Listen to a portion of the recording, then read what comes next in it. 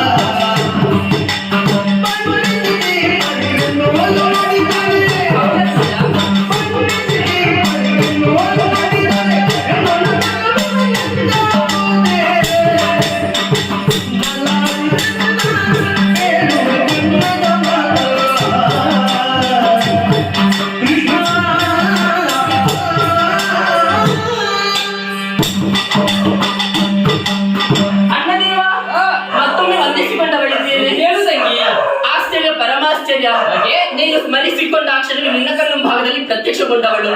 ಹೇಳದೆ ಕೇಳಲು ಬಂದವಳು ನಾನು. ಆದ್ರೆ ಏನು ಮಾಡೋಣ ಹೇಳು?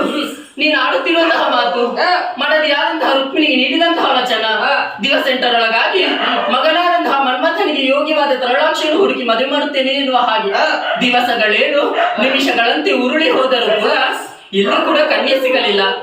ಅವಳಿಗೆ ನನ್ನ ನೆನಪಾಯಿತು. ನನ್ನನ್ನೇ ಬರಮಾಡಿಸಿಕೊಂಡೆಯ. ಒಂದು ಮಾತು ಹೇಳಲು, ದೇವರಾದಂತಹ ನೀನು 7 ದಿವಸಗಳಲ್ಲಿ ಮಾಡದಂತಹ ಕಾರ್ಯವನ್ನು ಕೇವಲ ಅರ್ಧರಾತ್ರಿಯಲ್ಲಿ ಹೆಣ್ಣಾದಂತಹ ನಾನು ಪೂರ್ಣಗೊಳಿಸುವುದಕ್ಕೆ ಸಾಧ್ಯವೇ? ತಂಗಿ, ಹೋಗುವುದಕ್ಕೆ ಮನೋವೇಗ, ಯೋಚಿಸುವುದಕ್ಕೆ ದಿವ್ಯ ದೃಷ್ಟಿಯನ್ನು ಕರುಣಿಸುತ್ತೇನೆ. ಈಗಾದರೂ ಹೋಗಬಹುದು. ಧನ್ಯಳಾಗಿ ಹೋಗುತ್ತೇನಂತೆಯ. ನನ್ನ 5 ಪತಿಯಂದಿರಿಗೆ ಹೇಳದೆ ಕೇಳದೆ ಬಂದವಳು ನಾನಿದ್ದೆ. ಧೈರ್ಯದ ಮಾತನ್ನು ಹೇಳಬೇಕು. ಅದಲ್ಲದೆ ಮಧ್ಯರಾತ್ರಿ ಅಲ್ವೇನು ಹೋಗಬಹುದಿತ್ತು. ಅಣ್ಣಯ್ಯ, ನನಗೀಗ ನೆನಪಾಗುತ್ತಾ ಉಂಟು ಮಾಡಿದ ಉಪಕಾರ. ಮಾನವನ್ನು ಉಳಿಸಿ ಪ್ರಾಣವನ್ನು ಉಳಿಸಿದವನಿದ್ದೀಯ. ನಿನ್ನ ಮಾತಿಗಿಲ್ಲ ಅಂತ ಹೇಳುವುದಿಲ್ಲ, ನೇರವಾಗಿ